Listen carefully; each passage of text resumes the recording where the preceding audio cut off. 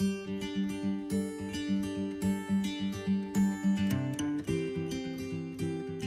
Gogokid teachers. My name is Teacher Jenny, and I'm coming to you today with a video approved by Gogokid that is going to explain the update that came out today in your email inbox.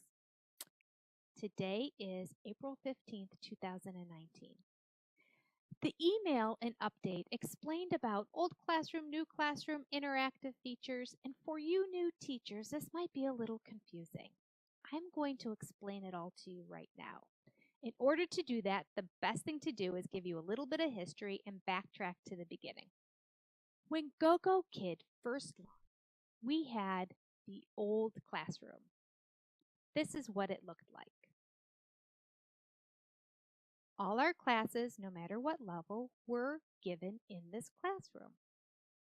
Then shortly after Gogokid's launch, they started introducing the new interactive classroom. And this is because their kindergarten level classes, both kindergarten level 1 and kindergarten level 2, had interactive functions associated with them. So for an extended period of months, we were in the new classroom for all kindergarten level classes and in the old classroom for the upper level classes. At the time, none of the upper level classes needed interactive functions. They were more a standard PowerPoint type of screen where you would draw on it, draw lines, and circle.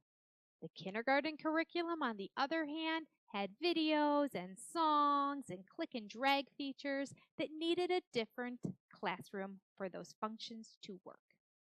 Therefore, all the K-level classes were loaded into what is referred to now as the new classroom. This is the classroom that all of you are going to be most familiar with because recently all classes have been moved to the new classroom. So whether they have interactive features and functions or not, they are all in the new classroom portal. This makes life simpler because you can still use a lot of the great features that are in the new interactive classroom, even if you have the upper level classes that don't have interactive features.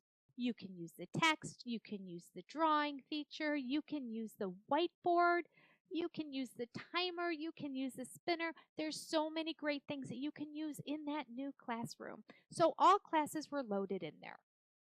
Now, as life would have it, technology is not always 100% reliable. This is not news to anybody. So a few weeks ago, there was a glitch in the system, and a few of you may have seen the old classroom and wondered what is going on. When Gogokid switched to the new classroom, they did say at that time that the old classroom still exists in case there is an emergency or something not working in the new classroom. Gogokid will only move you from the new interactive classroom to the old one in case of an emergency. Now, when the classes were moved into the old classroom, of course, the videos and the singing and all that stuff was not happening because it was a more stagnant PowerPoint type of class. But Gogokid is doing us one better now. They have added a button on the old classroom that is going to allow for interactive functioning. I'm going to show you where that button is, but before I do, I want you to know that if you find yourself in the new classroom and there is a system issue, things are not loading, and IT is moving you into the old classroom, please be sure to refresh your page at that time. That is going to make sure that things run as smooth as possible. Okay, let's take a look at that old classroom again. All right. In the top left corner of your screen, you are going to see circled a new button. This is a tool to support the interactive function in the old classroom.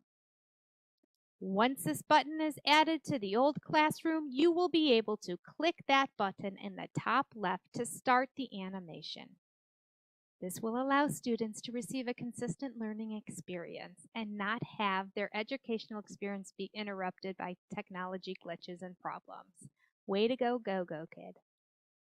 Now, as I stated at the beginning of this video, this is in case of emergencies. Gogokid does not anticipate that this situation is going to happen very often, but I'm creating this video to make it easy for you to learn and see so that when that situation arises, you know exactly what to do.